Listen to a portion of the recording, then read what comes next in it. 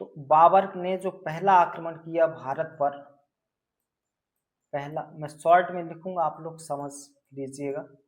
तो 1519 में किया था। कब किया था? तो 1519 में बाबर ने पहला आक्रमण किया था।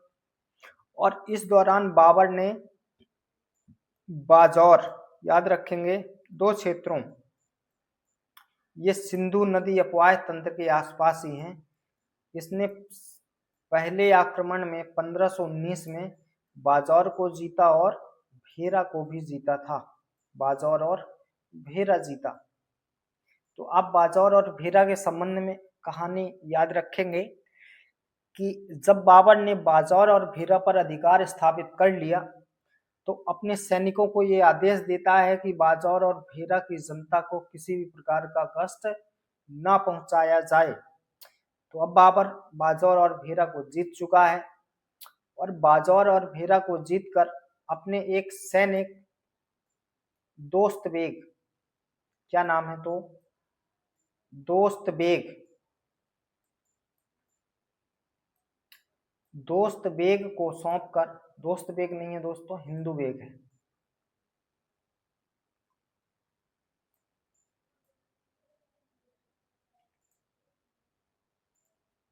तो बाजौर और भेरा को जीतकर अपने एक सैनिक हिंदू बेग के हवाले कर देगा।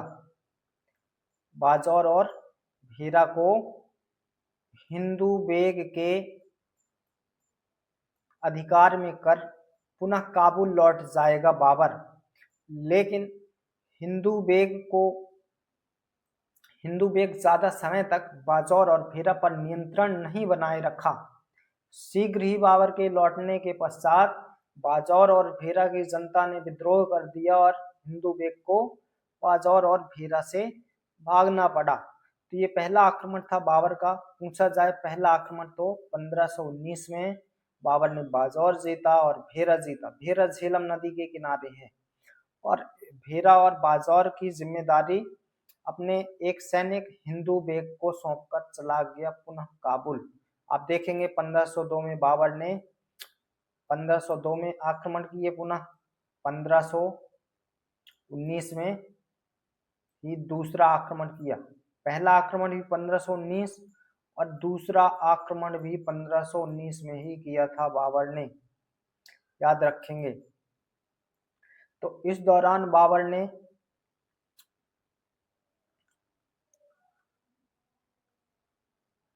मात्र एक शहर को जीता जिसका नाम था, एक क्षेत्र को जीता, पेशावर, ये भी याद रखेंगे। तो 1519 में ही बाबर ने दूसरा आक्रमण किया और पेशावर जीता। और जबकि तीसरा आक्रमण किया बाबर ने, कुल 5 आक्रमण किए हैं। पहले आक्रमण पर बाबर ने बाजौर और भेरा जीता और दूसरे आक्रमण पर पेशावर जीता और तीसरा आक्रमण करेगा बाबर करीब 1520 को, नाम याद रखेंगे, तीसरा आक्रमण 1520 में। और इस दौरान बाबर ने पुनः बाजौर और भेरा को जीता। भाई स्वतंत्र हो चुके थे बाजौर और भेरा, दोनों ही स्वतंत्र हो चुके थे इस समय। तो बाबर ने बाजौर को जीता पुनः और भेरा को भी जीता जो स्वतंत्र हो चुके थे।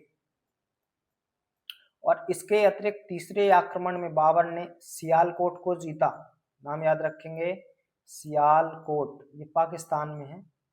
पठानकोट, सियालकोट, ये सभी पाकिस्तान में है। तो तीसरे आक्रमण में पुनः बाजौर भेरा जीता, सियालकोट को जीता और सैयदपुर को जीता। सैयदपुर, ये भी याद रखें। अब बात आएगी चौथे आक्रमण की।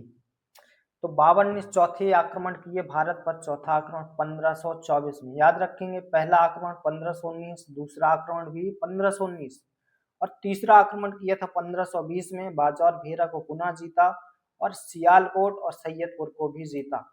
अब बाबर चौथा आक्रमण करेगा 1524 ईस्वी को।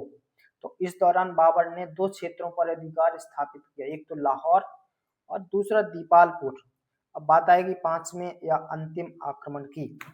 तो बाबर ने 5वां आक्रमण किया था 1525-26 में, जब बाबर लाहौर से प्रस्थान किया उस समय तक कहाँ के लिए प्रस्थान करेगा, तो अब बाबर लाहौर से भारत की ओर बढ़ रहा था, भारत पर आक्रमण करने की ओर। तो लाहौर से प्रस्थान किया भारत पर आक्रमण करने के लिए। तो उस समय तक पंजाब का जो सूबेदार था दौलत खां लोधी, दौलत खां लोधी ये पंजाब का सूबेदार था। दिल्ली सल्तनत के अधीन ही आता था पंजाब, और इस समय दिल्ली सल्तनत में लोधी वंश का शासक था इब्राहिम लोधी। तो ये पंजाब का सूबेदार था दौलत खां लोधी। तो इस समय तक दौलत खां लोधी बाबर का विरोधी हो चुका था।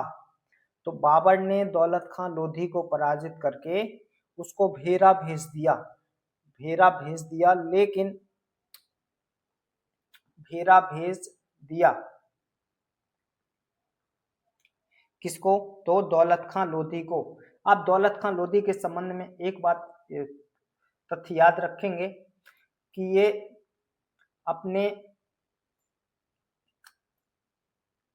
दूत या अपने पुत्र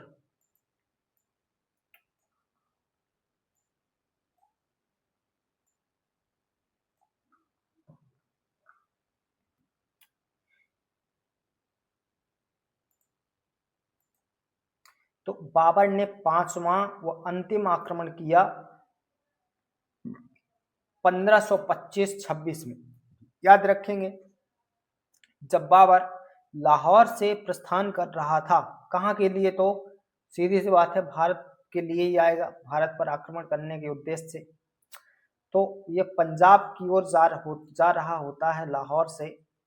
तो उस समय तक पंजाब का सूबेदार था दौलत खां लोधी। याद रखेंगे, दौलत खां लोधी पंजाब का सूबेदार था।